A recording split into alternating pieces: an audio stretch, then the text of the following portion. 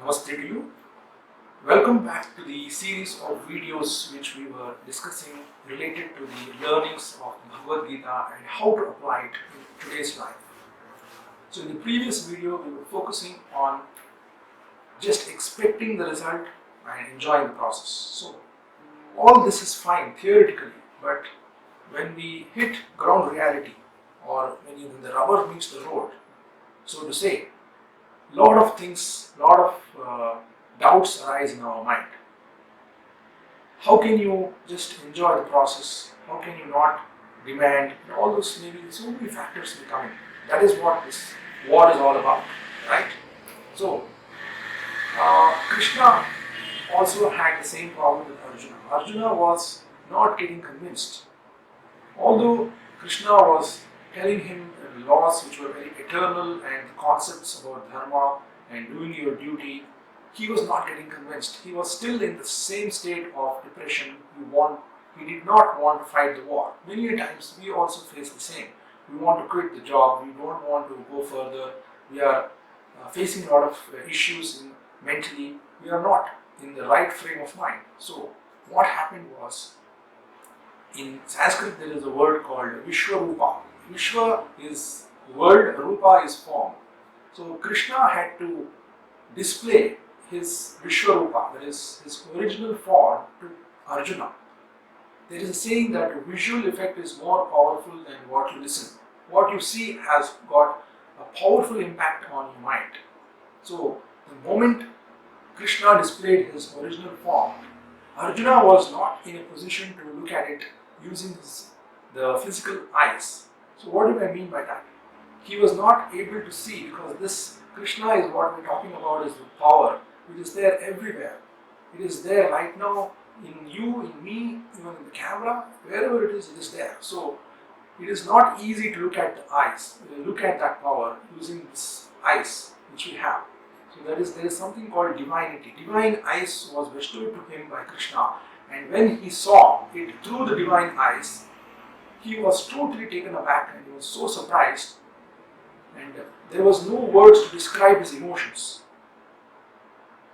When he saw that Vishwarupa, he saw that wherever he saw, he was able to see Krishna in many forms. There was no space in the entire universe where there was no Krishna. So what does this indicate? This indicates that the quality or the nature of the power or the God or whatever you call it, it is there everywhere, friends. It is there, as I told, it is there right now. It will be there in the future. It can neither be destroyed nor created. The science says energy can never be created nor destroyed. That is what we are talking about. So the moment you understand, or the moment you are aware of this, we call it as heightened awareness. The moment you are aware of this, how can we apply it in our life? So when we are faced with so many issues, be it personal or professional or health related issues, we need to use this concept that there is a power which is controlling each and everything on this planet, be it animate or inanimate. So it is something like a current which is flowing through so many electrical devices. But the devices are there, it has the capacity to work. Let us say right now there is a fan, there is a tube light which is working. But the tube light, what is the nature of the tube light? The capacity of the tube light is to brighten the place surrounding it. And what is the nature of the fan? To rotate and produce a little bit of air or wind to the surrounding, right? But current has to flow through it. If the current or the power doesn't flow through it, that nature of the object will not be exhibited. That is what we can compare to God or the power. It is there everywhere. It is right now in you, it is in me, and everywhere. Even in the camera it is there. But to activate it, it has to flow through us. So the moment we are activating that force within us, then everything else will take a back seat. You will be viewing the same problem in a different plane altogether. That is what Krishna says is the divine power. What we talked about is we need to tune in to to a particular frequency. So what is this frequency I'm talking about? Just like a radio, we have so many channels like 91.2 or 82.4. What is that? It is, in fact, the whole universe is, it is a place of vibration. Each and everything is vibrating.